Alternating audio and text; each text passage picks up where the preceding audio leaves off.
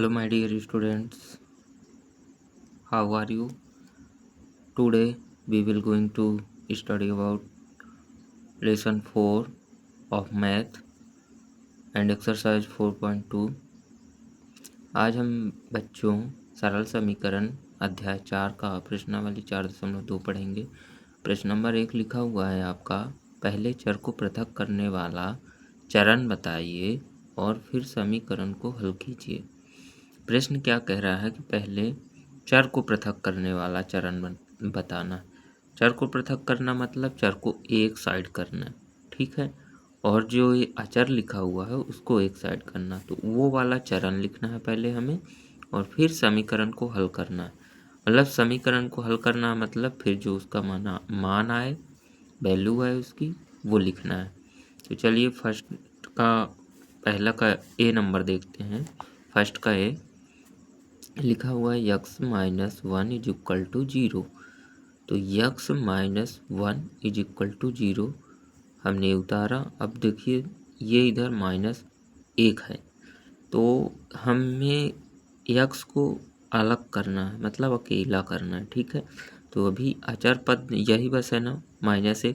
तो हम ऐसा क्या करें इस समीकरण में, ये पूरा समीकरण है आपका यहाँ से लेके यहाँ तक दोनों पक्षों को मिला के। तो हम ऐसा क्या करें कि यक्स अकेले बचे, इधर -1 है, तो यदि हम इधर +1 कर दें, मतलब एक जोड़ दें, दोनों पक्षों में हमें करना पड़ेगा। ये नियम है बराबरी का समीकरण में कि यदि आप कोई भी संख्या कुछ भी ऐड करते हो तो दोनों पक्षों में करना पड़ेगा। तो यदि हम या फिर कुछ भी घटाते हो या भाग करते हो या गुणा करते हो तो दोनों पक्षों में बराबर करना पड़ेगा। ओके, ये समीकरण का बराबरी का नियम कहलाता है। तो अभी हमें क्या करना है, इधर -1 लिखा है, तो यदि हम +1 कर दें तो ये -1 और +1 कट जाएगा, तो यक्स अकेले बचेगा।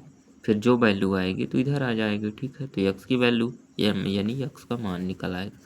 तो पहला चरण है कि दोनों पक्षों में एक जोड़ने पर, ठीक है। तो हम एक जोड़ेंगे तो यक्स -1 ये बायां पक्ष हो गया और एक जोड़ दिया हमने बाएं पक्ष में, ठीक है। और ये 0 लिखा है दायां पक्ष, तो 0 और एक हमने दाएं पक्ष में जोड़ दिया। तो इधर से क्या हुआ, -1 +1 0 हो गया और बचा कितना, यक्स बस बचा लेफ्ट साइड, और 0 + 1 1, ये आ गया 1। तो यक्स की वैल्यू फाइंड हो गई इधर से कि यक्स इज इक्वल टू 1। तो यही क्या होगा, आपका आंसर होगा, ठीक है। इस तरह से सवाल आगे के हल करने हैं आपको। यदि नहीं समझ में आया तो इसको आप दोबारा देख लेना तो समझ में आ जाएगा। तो चलिए बी नंबर अब सॉल्व करते हैं अपन। बी लिखा हुआ है यक्स +1 इज इक्वल टू 0। ये भी सेम उसी प्रकार है, लेकिन हमें यक्स को अकेला करना है। तो +1 लिखा है तो हमें क्या करना पड़ेगा, एक घटाना पड़ेगा, ठीक है। एक में यक्स में एक ज़्यादा है तो हम एक को घटा देंगे, लेकिन घटाएंगे कैसे, दोनों पक्षों में। तो हम लिखेंगे दोनों पक्षों में एक घटाने पर, तो बाएं पक्ष में एक घटाया हमने और दाएं पक्ष में एक घटाया हमने। तो इधर से घटाया हमने तो बाएं पक्ष में यक्स बस बचेगा, प्लस का एक और माइनस का एक 0 हो जाएगा। और इधर से 0 में एक गए तो -1 आएगा, ठीक है। तो क्या होगा, x is equal to -1 answer हो जाएगा। वैल्यू फाइंड हो गई आपकी यक्स की वैल्यू। सी नंबर देखते हैं, यक्स -1 इज इक्वल टू 5। तो क्या करेंगे, माइनस का 1 लिखा हुआ है, तो यदि हम प्लस का 1 ऐड कर देंगे, +1 कर दें इस साइड, तो माइनस और प्लस कट जाएंगे, यक्स बस बचेगा। तो यक्स की वैल्यू फाइंड हो जाएगी। तो दोनों पक्षों में एक जोड़ने पर, तो यक्स -1 ये बायां पक्ष हो गया और +1 कर दिया हमने, और दाएं पक्ष में 5 लिखा है तो इसमें +1 कर दिया हमने। तो ये माइनस का 1 और प्लस का 1 0 हो गया और यक्स बचा, और इधर से 5 एंड +1 इज इक्वल टू 6 हो गया। ये आपका क्या हो गया, आंसर हो गया। डी नंबर लिखा हुआ है यक्स +6 इज इक्वल टू 2। तो क्या करेंगे, इधर +6 है तो हमें क्या करना है कि यक्स को अकेले करना है, इसीलिए हम माइनस का 6 कर देंगे इसमें, ठीक है। तो दोनों पक्षों में 6 घटाने पर, मतलब 6 घटा देंगे तो -6 हो जाएगा। तो -6 और +6 0 हो गया, बचा यक्स, और इधर से 2 माइनस दाएं पक्ष से 2 और घटाएंगे 6, तो 2 में 6 गया, -4 आएगा, प्लस का 2 है और माइनस का 6 है। तो बड़ी वाली संख्या में छोटी वाली घटेगी तो 4 और माइनस बड़ी संख्या का चिन्ह माइनस, तो माइनस आ गया, तो x बराबर -4 आ गया। ई नंबर देखिए, y -4 इज इक्वल टू -7। तो क्या करेंगे, दोनों पक्षों में 4 जोड़ने पर, तो y -4 प्लस 4, तो माइनस का 4 प्लस का 4 0 हो गया, y बचा इधर से और इधर से -7 और 4 जोड़ रहे हैं, तो 4 जोड़े हमने, तो इधर एक प्लस में है एक माइनस में है, तो संख्याएं आपस में क्या होंगी, घटेंगी। बड़ी वाली में छोटी वाली घटेगी तो 3 आएगा और माइनस का चिन्ह उतर आएगा। बड़ी संख्या का चिन्ह माइनस है, इसीलिए माइनस का चिन्ह उतरेगा। ठीक है।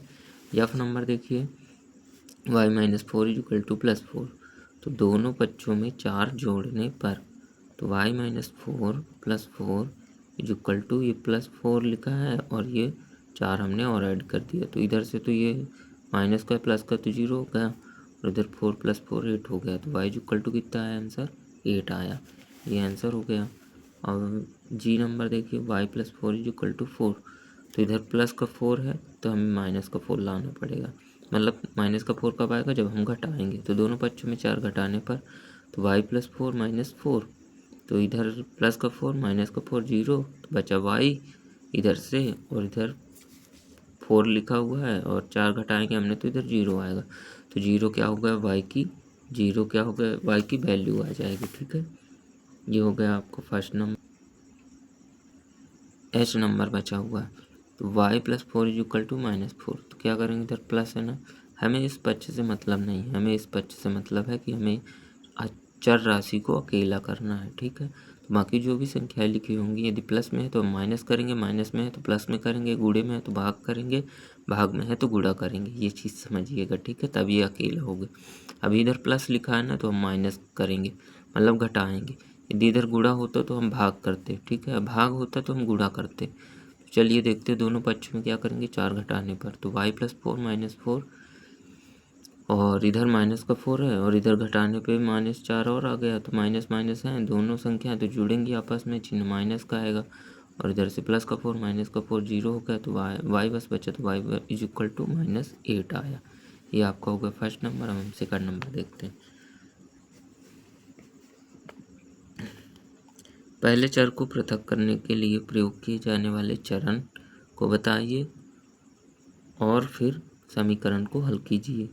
ये भी सेम उसी प्रकार है, लेकिन इसमें थोड़ा सा अब आपको डिफ़िकल्टीज मिलती जाएंगी, जैसे जैसे आगे सवाल हल करेंगे वैसे वैसे डिफ़िकल्टीज मिलती जाएंगी। तो ये नंबर है सेकंड का, 3l इज इक्वल टू 42। तो सॉल्व करेंगे हम इसको। इधर देखिए, यल क्या है, चर राशि है, लेकिन चर को हमें अकेला करना है, तो ये काहे में है, अचर राशि गूढ़े में है, इधर कुछ नहीं है तो गूढ़ा, तो ये गूढ़े में है, तो हमें क्या करना पड़ेगा, भाग, क्योंकि जब हम 3 का भाग इसमें करेंगे तो 3 से 3 कट जाएगा और यल बस बचेगा, इसीलिए हम क्या करेंगे, भाग करेंगे, लेकिन दोनों पक्षों में हमें करना मजबूरी है। तो चलिए करते हैं।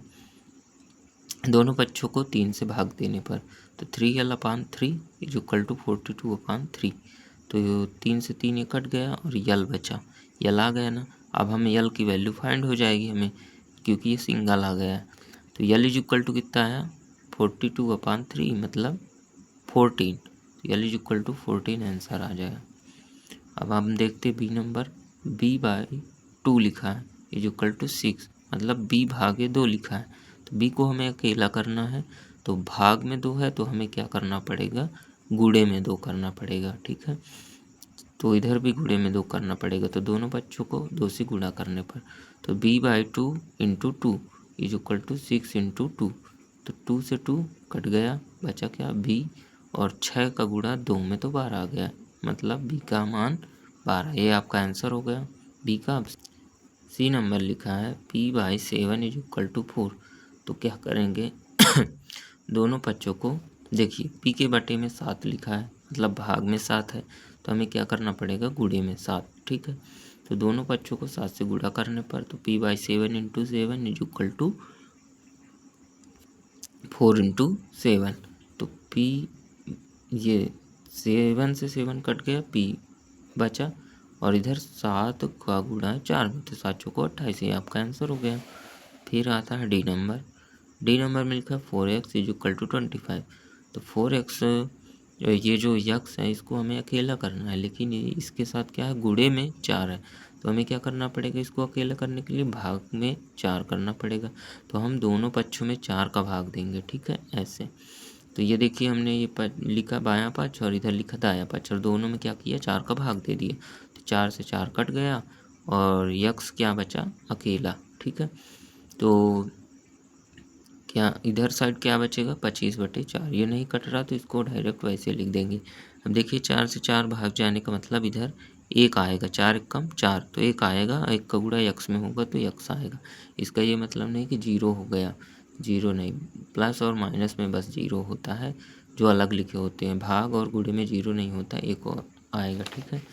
अब हम ई नंबर देखते हैं, 8y इक्वल टू 36। तो 8y में y को हमें सिंगल करना है, चर को, तो 8 क्या है, गुणे में, तो हमें भाग में करना पड़ेगा, मतलब दोनों पक्षों में 8 का भाग देने पर।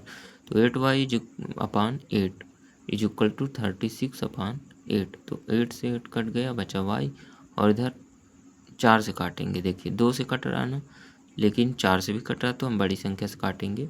4 निया 36 और 4 दूनी 8, 9/2 क्या आएगा, ये आपका आंसर आ गया, ठीक है। एफ नंबर लिखा है 1/3 नहीं z/3 इज इक्वल टू 5/4। तो क्या करेंगे, z के भाग में 3 लिखा है, z के भाग में कितना लिखा है, 3, तो हमें क्या करना पड़ेगा, z को सिंगल करने के लिए गुणे में 3 करना पड़ेगा, क्योंकि गुणे में करेंगे तो बटे में ऑलरेडी है, तो बटे वाला और गुणे वाला कट जाएगा, तो z सिंगल हो जाएगा। तो हम लिखेंगे सॉल्व दोनों पक्षों में 3 का गुणा करने पर, ठीक है। दोनों पक्षों में 3 का गुणा करेंगे तो z/3 into 3 is equal to 5/4 into 3। तो 3 से 3 कट गया, z बचा, और इधर 5×3 = 15/4, क्योंकि कट नहीं रहा तो हम इसका गुणा कर देंगे और 15 लिख के बटे में 4 लिख दिया जाएगा। तो ये क्या हो गया आपका, एफ का आंसर आ गया। अब लिखा है जी, a/5, ये लिखा है, कंफ्यूज मत होइएगा, a/5 इज इक्वल टू 7/15। तो देखिए a के बटे में 5 है तो हमें गुणे में 5 करना पड़ेगा, तो दोनों पक्षों में 5 का भाग देंगे, नहीं, बटे में 5 है तो हमें गुणे में 5 करने पड़ेगा, मतलब इधर लिखेंगे गुणा करने पर, ठीक है। दोनों पक्षों में 5 का गुणा करेंगे तो a/5 इंटू 5 और 7/15 इंटू 5, 5 से 5 कट गया, a आया, a इज इक्वल टू कितना आया, देखिए 5 से ये कटेगा और ये भी कटेगा, तो 5 एकम 5, 5 3 15, 3 बचा, इधर 1 बचा, 7 एकम 7 और 1 नहीं, इधर 3 बचा तो 3 लिख देंगे, उतार देंगे, तो a बराबर 7/3 आंसर आ गया, ठीक है। ये एक बार और समझ लीजिए, a/5 इंटू 5, दोनों पक्षों में 5 का गुणा कर रहे हैं हम, और 7/15 इंटू 5, तो 5 का भाग 15 में देंगे तो 3 आएगा, नीचे 3 बचा, ऊपर 7 बचा, 7/3, और इधर 5 से 5 कट गया तो a बचा, तो a बराबर 7/3 आंसर आ गया, ठीक है। अब आगे हम देखेंगे प्रश्न नंबर 3। प्रश्न नंबर 3 लिखा है, चर को पृथक करने के लिए आप जो चरणों का प्रयोग करेंगे उसे बताओ और फिर समीकरण को हल करो। तो ए नंबर लिखा हुआ है 3n-2 इज इक्वल टू 46। तो हम फर्स्ट नंबर कौन सा स्टेप उठाएंगे, देखिए पहले ये हमें यन को अलग करना है, यन को अलग करना है तो 3 गुणे में है, लेकिन उसके पहले क्या करना पड़ेगा, -2 लिखा है ना, तो हमें इसको हटाना पड़ेगा, ये दूसरा पद है, ठीक है, और इसी पद में यन के गुणे में 3 लिखा है, तो हमें जो अदर्स साइड दी है, मतलब अलग पद दिया है तो उसको हटाना पड़ेगा, तो और पहले चरण में, फिर दूसरे चरण में हम इसको गुणा वाला हटाएंगे, ठीक है। तो फर्स्ट स्टेप लेंगे दोनों पक्षों में 2 जोड़ने पर, पहले हमें इसे हटाना, तो दोनों पक्षों में 2 जोड़ने पर, क्योंकि इधर माइनस है इसीलिए हम 2 जोड़ रहे हैं, तो 3n-2 ये उतार दिया हमने और +2 कर दिया, जिससे ये वाला पद हट जाएगा, बचेगा ये जन वाला पद, ठीक है। और इधर भी 2 जुड़ जाएगा तो 48 आया, और इधर 2 से 2 घट गया तो 3n बचा। अब सेकंड स्टेप में हम क्या करेंगे कि इसमें से 3 को हटाएंगे, ठीक है। अब इधर तो 3 बचा ना, तो धीरे धीरे आराम करेंगे, स्टेप बाय स्टेप, आराम आराम। इसीलिए तो अब क्या करेंगे, 3n/3, दोनों पक्षों में 3 का भाग देंगे तो क्या आएगा, 3n/3, 3 से 3 कट जाएगा, n बचेगा, और इधर 48/3, तो 3 का भाग देंगे 48 में, तो 16 का 16, 16 32, 16 3 48, यानी इक्वल टू 16 आंसर आ गया आपका। देखिए कितना सरल है। ऐसे ही अब हम बी नंबर करेंगे, ठीक है। बी नंबर लिखा हुआ है 5m + 7 = 17। तो फर्स्ट चरण हम ये वाले पद को हटाएंगे, ठीक है। तो चरण नंबर 1, दोनों पक्षों में 7 घटाने पर, तो 7 इधर हमने घटाया, इधर भी घटाया, तो इधर से घटाया तो 10 आएगा, और इधर से घटाएंगे तो 7 से 7 घट जाएगा तो 5m बस बचेगा। फिर चरण नंबर 2, दोनों पक्षों में अब यम गुणे में है 5 यम की, तो 5 का भाग देंगे, ठीक है। दोनों पक्षों में यम 5 का भाग देने पर, तो 5m/5 = 10/5, ठीक है।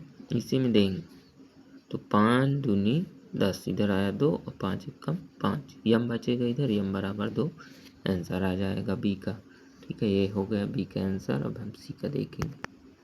सी नंबर लिखा है 20p/3 = 40। तो सॉल्व करेंगे चरण 1। देखिए इधर गुणे में क्या लिखा है 20, और इधर क्या लिखा है बटे में 3, मतलब 20 गुणे में है पी के और 3 भाग में है 3 पी के, ठीक है। हम क्या करेंगे, पहले भाग वाले को हटाएंगे, फिर गुणे वाले को हटाएंगे। तो 3 भाग में है तो हमें 3 का क्या करना पड़ेगा, बिल्कुल गुणा करना पड़ेगा। तो इधर भी करेंगे, इधर भी करेंगे, तो दोनों पक्षों में 3 का गुणा करेंगे, तो 3 से 3 कट गया, देखिए तो 20p बचा, और इधर 40 का गुणा 3 में करेंगे तो 120 आया। अब ये जो हमें प्राप्त हुआ है, इसी में हम क्या करेंगे, इसको 20 हटाना पड़ेगा ना हमें, तो 20 गुणे में है तो भाग देंगे। तो अब इस समीकरण में, ठीक है, अब ये वाला नहीं, अब ये जो बना है नया, इसमें क्या करेंगे, दोनों पक्षों में 20 का भाग दे देंगे। तो 20p/20 बराबर 120/20, तो 20 से 20 कट गया, बचा p, और 120 में 20 का भाग देंगे तो 6, ठीक है। हम जो स्टेप यूज कर रहे हैं वो हम पी को सिंगल करने के लिए यूज कर रहे हैं, इसीलिए पी हमारा धीरे धीरे सिंगल होता आ रहा है, जिससे जब पी सिंगल हो जाएगा तो पी की वैल्यू फाइंड हो जाएगी, ठीक है। तो ये पी की वैल्यू आ गई 6, ये आपका आंसर हो गया। अब डी नंबर देखते हैं 3p/10 = 6।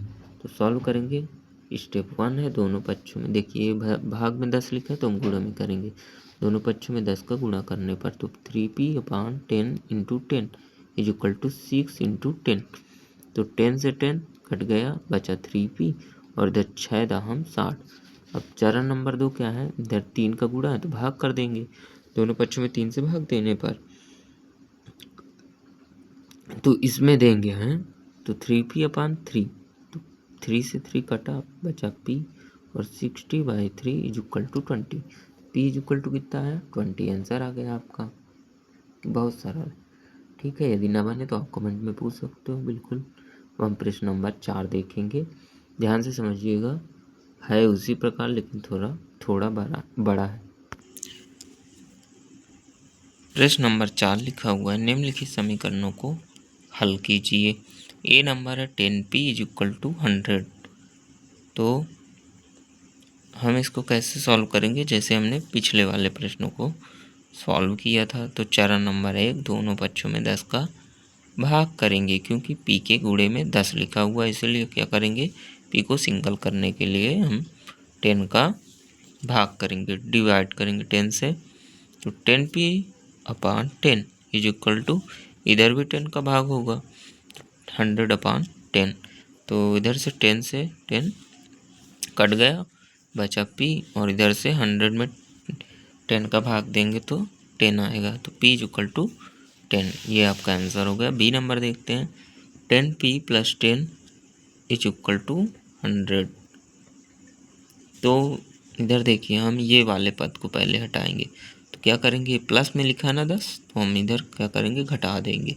दोनों पक्षों में 10 घटाने पर तो 10p प्लस 10, ये बायां पक्ष हो गया, और माइनस 10, मतलब 10 को घटाया हमने बाएं पक्ष से। तो दाएं पक्ष से भी हमें घटाना पड़ेगा, तो 100 माइनस 10, तो हमने दाएं पक्ष से भी 10 घटाया, तो इधर से क्या होगा, 10 से 10 घट गया, 0 आएगा, और इधर 10p उतर आएगा, बचेगा मतलब, और इधर 100 में 10 गया तो 90 आया। अब क्या लिखेंगे, अब देखिए p के गुणे में 10 बचा है अभी, तो 10 को हम इधर गुणे में तो 10 का भाग देंगे, तब ना p अकेला आएगा। तो अब हम क्या करेंगे, दोनों पक्षों में जो भी हमें करना है, ये ध्यान रखना कि दोनों पक्षों में करना है। तो दोनों पक्षों में 10 का भाग देने पर तो 10p अपान 10, अपान का मतलब बटे 10 इज इक्वल टू 90 अपान 10। तो इधर 10 से 10 कटा p आया, और इधर 90 में 10 का भाग दिया हमने तो 9 आया। तो p बराबर कितना आया, 9। ये आपका आंसर हो गया बी का, चौथा का बी। अब हम देखते हैं चौथा का सी, p/4 इज इक्वल टू 5। तो ये तो बहुत ही सरल है, क्योंकि p के बटे में 4 बस लिखा हुआ है, इसमें दूसरा पद है ही नहीं कोई, तो p के बटे में 4 लिखा है, मतलब p का भाग 4 में है, तो इसको क्या करना है, 4 का गुणा कर देंगे, तो p क्या होगा, सिंगल हो जाएगा। तो दोनों पक्षों में 4 से गुणा करने पर तो p/4 इंटू 4, 4 से 4 कटा, p आया, और 5 का गुणा 4 में हुआ तो 20 आया। ये आपका क्या हो गया, p का आंसर हो गया। ये भी बहुत सरल था। आगे देखते हैं, डी नंबर लिखा है -p/3 इज इक्वल टू 5। तो सॉल्व करेंगे, देखिए p को हमें सिंगल करना है, तो p के साथ क्या क्या है, बटे में 3 है, मतलब भाग है 3 का, और माइनस है, तो माइनस को भी हमें सॉल्व करना पड़ेगा, ठीक है। तो चलिए सॉल्व करते हैं। 3 है भाग में, तो हम क्या करेंगे, सबसे पहले तो गुणा करेंगे 3 का दोनों पक्षों में, तो दोनों पक्षों में 3 का गुणा करने पर तो p माइनस p/3 इंटू 3, 3 से 3 कटा, बचा कितना, -5, और देखिए 5 का गुणा भी होगा 3 में, तो 5 से 15 आया। अब देखिए ये जो माइनस लगा है p के साथ, तो इसे हटाना है हमें, तो ये हटेगा कैसे, देखो ये माइनस p में लगा है ना, तो यदि हम दोनों पक्षों में p का गुणा कर दें तो जब हम इधर गुणा करेंगे माइनस का, तो ये माइनस और माइनस का गुणा होगा तो प्लस हो जाएगा, तो प्लस p आएगा, और इधर प्लस का, इधर कुछ नहीं है तो प्लस है, तो प्लस का गुणा माइनस से होगा तो माइनस आ जाएगा। ये आंसर हो गया आपका p बराबर -15। या फिर आपको ये नहीं समझ में आया तो आप डायरेक्ट क्या कर सकते हो, इधर माइनस है तो डायरेक्ट इधर पलट दो, इधर माइनस लगा दो, बस हो गया, आंसर आएगा, ठीक है, आंसर आ जाएगा। अब हम देखते हैं E number 3p is equal to 6। तो नहीं 3p/4 इज इक्वल टू 6, मतलब 3p/4 बराबर 6। तो इधर क्या है, 4 जो है तो भाग में दिया है। देखिए हम पहले इस वाले पद को, ठीक है, सॉल्व करेंगे, तो दोनों पक्षों में 4 का गुणा करेंगे, तो 4 से 4 कट जाएगा, 3p आएगा, और इधर 6 का गुणा 4 में होगा तो इधर भी 4 का गुणा होगा तो 6 चौको 24 हो जाएगा, तो 3p इज इक्वल टू 24 आया। अब हम क्या करेंगे, p के गुणे में 3 है, तो 3 का भाग कर देंगे दोनों पक्षों में, तो दोनों पक्षों में 3 का भाग करने पर कितना आएगा, 3p/3, तो 3 से 3 कटा, p आया, तो p इज इक्वल टू कितना आएगा, 24/3, मतलब 8 3 24, क्योंकि हमें इधर भी तो भाग करना पड़ेगा 3 का, 3 का भाग देंगे 24 में तो 8 आया, मतलब ये हो गया आपका ई नंबर, है ना। चलो अब हम एफ देखते हैं, 3s इज इक्वल टू -9।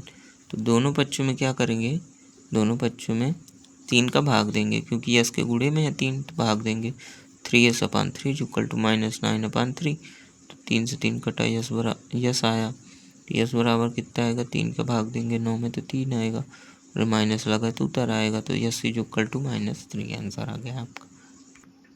अब लिखा है G number 3s + 12 is equal to 0। तो इधर देखिए ये वाले पद को सॉल्व करेंगे सबसे पहले, ठीक है। हम देखिए कितने भी चरण ले सकते हैं, जितने ज़्यादा पद होंगे उतने ही ज़्यादा हमें और ये सॉल्व करने के लिए चरण भी बढ़ते जाएंगे, स्टेप, ठीक है। तो ये पद है 12 लिखा है, हम पहले इसको सॉल्व करेंगे, फिर गुणे वाले को करेंगे या भाग वाले को, ठीक है। तो इधर प्लस में लिखा है तो इधर हम क्या करेंगे, दोनों में से घटाएंगे 12 को। दोनों पक्षों में 12 घटाने पर तो 3s + 12, ये हो गया बायां पक्ष और 12 घटाया हमने, और इधर हो गया दायां पक्ष 0 और इसमें 12 घटाया हमने तो 0 में 12 गए -12, और इधर कितना आएगा 3s, क्योंकि 12 से +12 और -12 0 हो गया। अब दोनों पक्षों में क्या करेंगे, देखिए 3 गुणे में बचा है अभी यस के, दोनों पक्षों में 3 का भाग देंगे, ठीक है। तो 3s/3 = अभी इधर देखो -12 है -12, तो 12/3, 3 चौको 12, लेकिन माइनस में है तो माइनस आया, और इधर 3 से 3 कटा, यस बचा, यस = -4, क्या होगा आंसर। अब देखेंगे यच नंबर है 3s = 0, तो 3 बसा गुणे में तो 3 का भाग दोनों पक्षों में दे देंगे।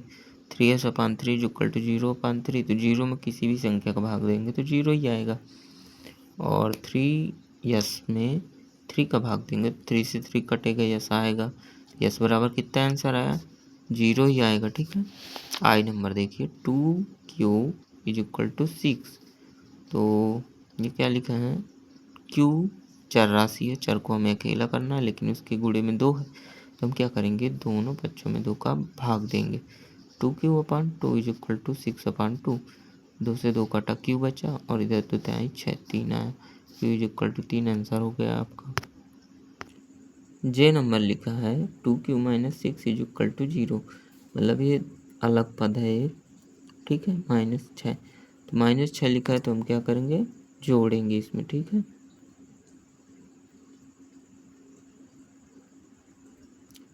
तो +6 करेंगे हम, तो दोनों पक्षों में क्या करेंगे, 6 जोड़ने पर, तो 2q - 6 + 6 = 0 + 6, -6 + 6 = 0 एंड 2q उतर आया इधर, तो बराबर में क्या आ जाएगा, 0 + 6 = 6। अब क्या है देखिए, q के गुणे में है 2, तो 2 का हम क्या करेंगे, भाग देंगे, तो दोनों पक्षों में 2 से भाग देने पर तो 2q/2 = 6/2, तो q 2 से 2 कटा, q बचा, और इधर कितना आया, 6 में 2 का भाग दिए तो 3 आया, तो q = 3 आंसर आ गया।